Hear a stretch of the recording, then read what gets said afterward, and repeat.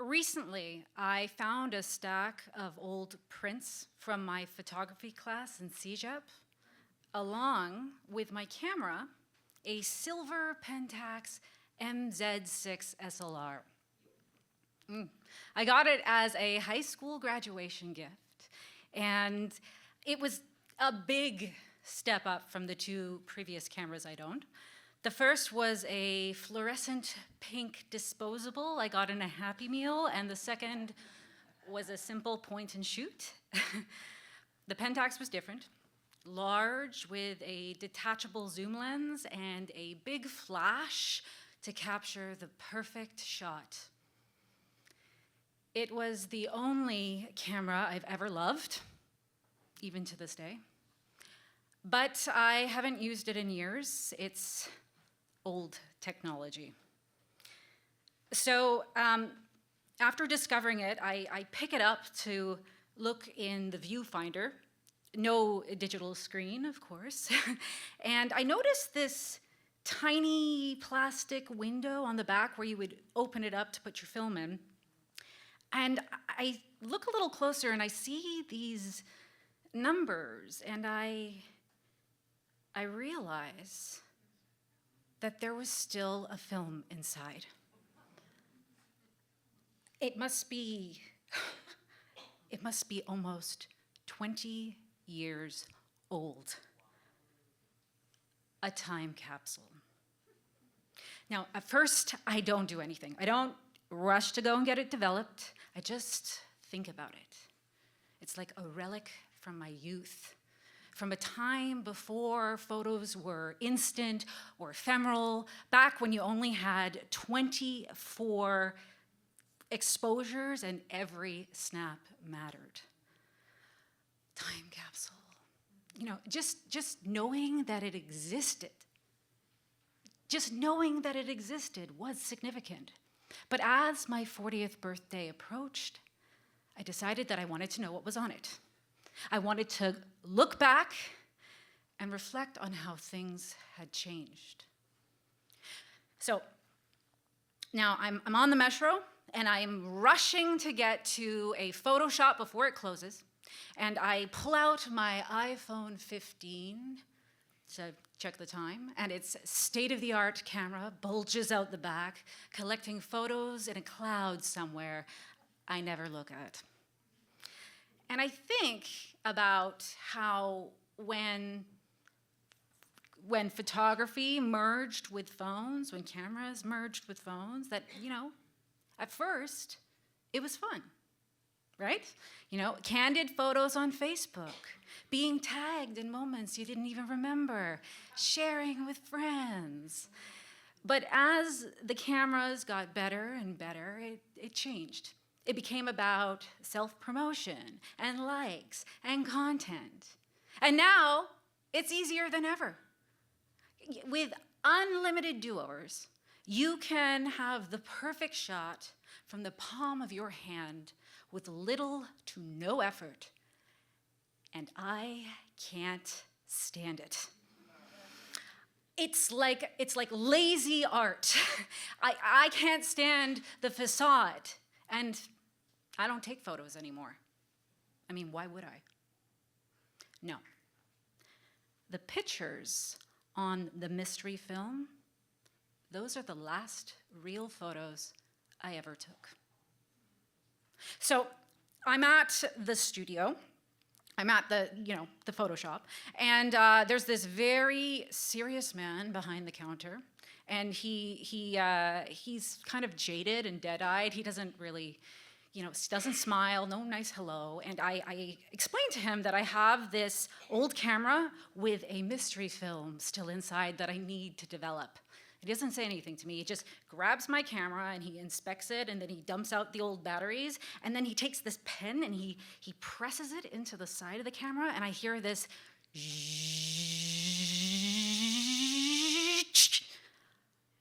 the sound of a film rewinding. It's like dial-up to me. It's like a nostalgia overload. And then he asks me, do you want them printed, or do you want them on a digital copy? And I think, both? That's what I tell him. And I kind of regret that because, like, why do I need the digital copy? But, you know, just in case. And he says they'll be $20 each, but together it's $34.99. Expensive, but I pay the bill. And as soon as I finish paying, he says, well, I guess we'll see what happens. You know, you might just end up with white photos because the chemical process starts the moment that you take the picture, and it's been going for years.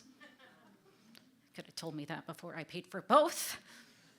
It's expensive, you know, this technology, the film, the batteries, and it takes forever to develop. You really should just use your phone. It really is a subpar technology.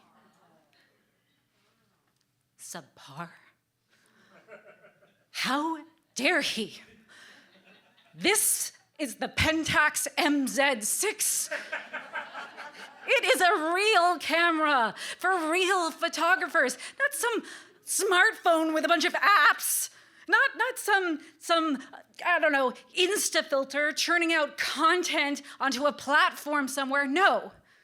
This technology means understanding how to manipulate light and shadow, knowing how to use ISO, aperture, and depth of field, toiling in a dark room for hours to create great art, real photography. And then he says it'll be 7 to 10 days for them to be developed, and I leave slightly perturbed. I spend the week obsessing what is on the mystery film. I mean, up until then, I had just basked into the idea of the fact that it was there, the fact that I had this time capsule and it was my 40th birthday. But now I start wondering, like, what is on it? I pull out the stack of photos that I found with the camera.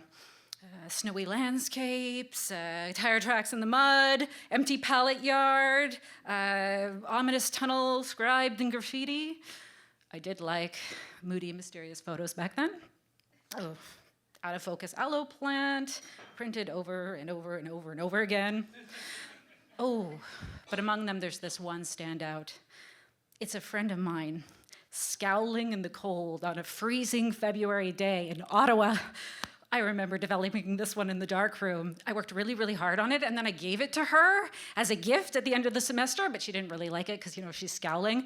But it was the scowl that made you feel the cold, which is what made it a good photo.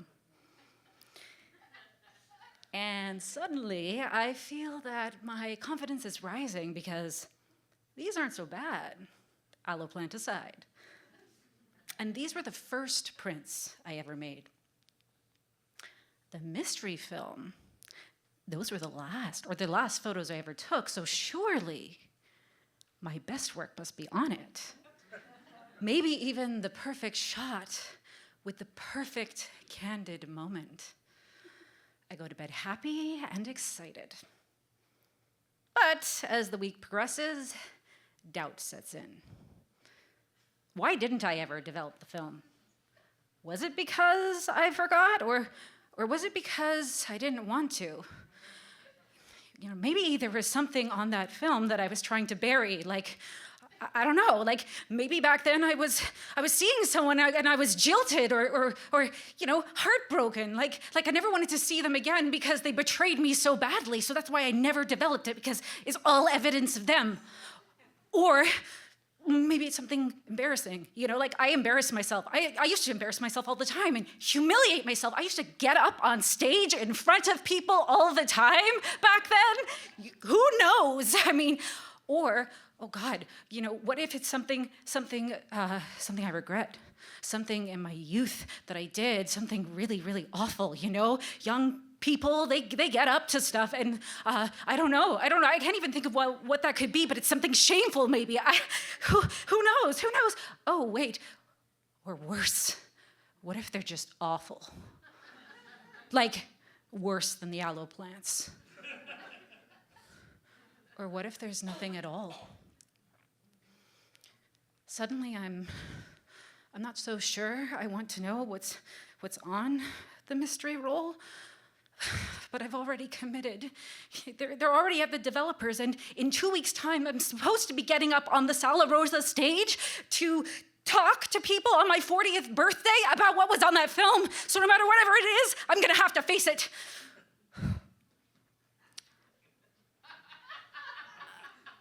I spend about 10 days ruminating, and then finally, I get the notification that the photos are ready.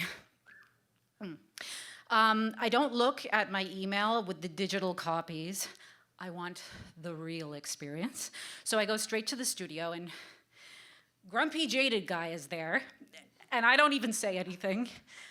He just hands me the envelope, and he does this. And I'm thinking, oh God, what is this supposed to mean? Does this mean he was right? They're a wash, don't shoot the messenger. And I leave because there's nothing else to do. And I'm thinking, oh God, this is the end of the story. This is the end. Chemically washed, whited out photos from a subpar technology. I get home. I sit on my living room floor with the envelope. I pull out the stack, and I take a look at the first one. And there is an image.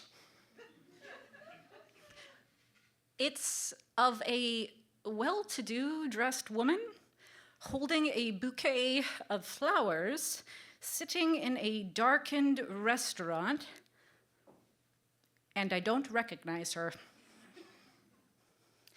And the second one is of the same woman with the flowers. And the third, and now I'm thinking, oh God, all right, maybe these aren't my photos, or maybe someone once got hold of my camera and it's like some archaic photo bombing. There are 4 photos of this woman. But the last one, actually, she's in a different place. She's in an office, sitting at a desk, and I know that office. I used to work in that office in my early 20s, and oh, it's my old crazy boss. And these must have been from her leaving party when she finally quit. That was a good day.